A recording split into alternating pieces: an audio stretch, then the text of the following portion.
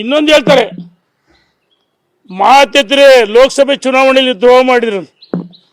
ನಾವು ಹೇಳ್ತಾ ಇದೀವಿ, 2013ರಲ್ಲಿ ನಾವು ಸೋತಾಗ ನಾವು ರಾಮಣ್ಣ, ಮಾಡಾಳಿ ಇರ್ಪಣ್ಣ, ಎಸ್ ಎ ರವೀಂದ್ರನಾಥ್ ಇರ್ಬೋದು, ಎಸ್ ವಿ ರಾಮಚಂದ್ರ, ಬಸವರಾಜ ನಾಯ್ಕ, ನಿಂಗಣ್ಣ ಎಲ್ಲರೂ ಸೇರಿ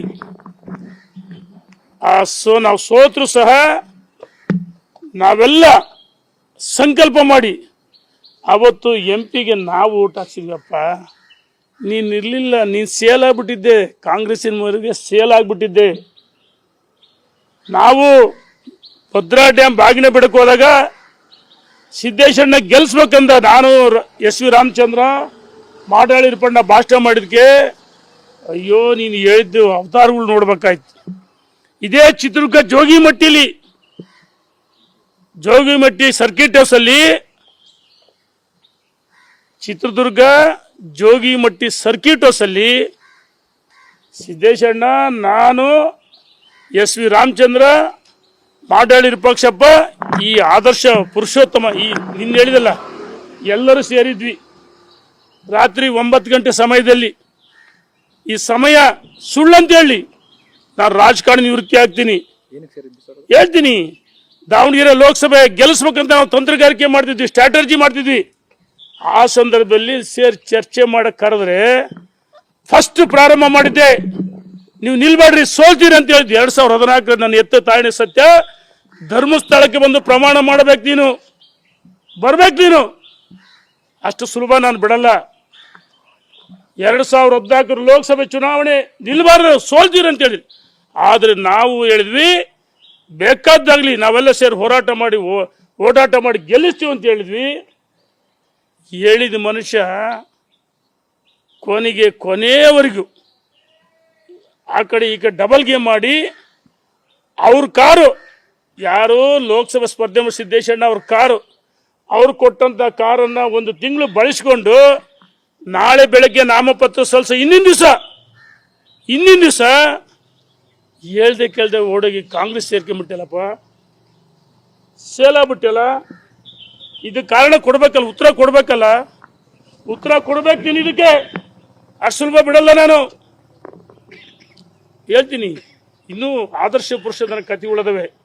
ಒಂದ್ ನಿಮಿಷ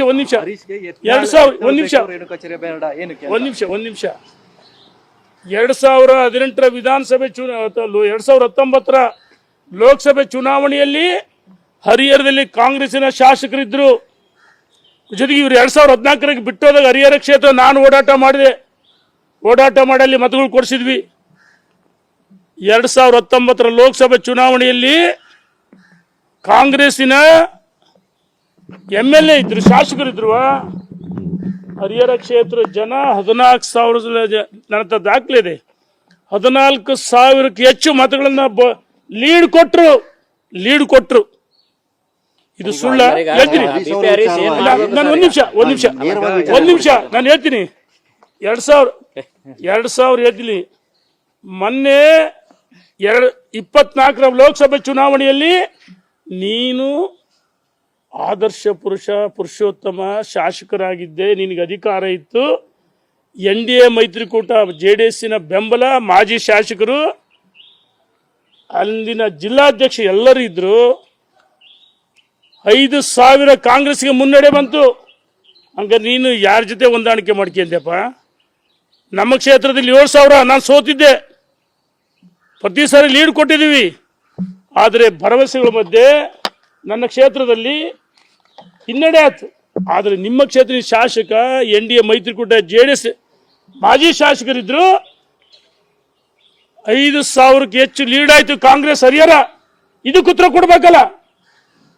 2018-19ರಲ್ಲಿ 14,000 ಬಿಜೆಪಿ ಲೀಡು. ಮೊನ್ನೆ ನಡೆದಂತ ಲೋಕಸಭೆ ಚುನಾವಣೆಯಲ್ಲಿ 5,000 ಲೀಡು. ಹೆಚ್ಚಿನ ವಿಡಿಯೋಗಳಿಗೆ ಪ್ರತಿಧ್ವನಿ ಯೂಟ್ಯೂಬ್ ಚಾನೆಲ್ ಸಬ್ಸ್ಕ್ರೈಬ್ ಮಾಡಿ, ಬೆಲ್ ಐಕಾನ್ ಕ್ಲಿಕ್ ಮಾಡಿ.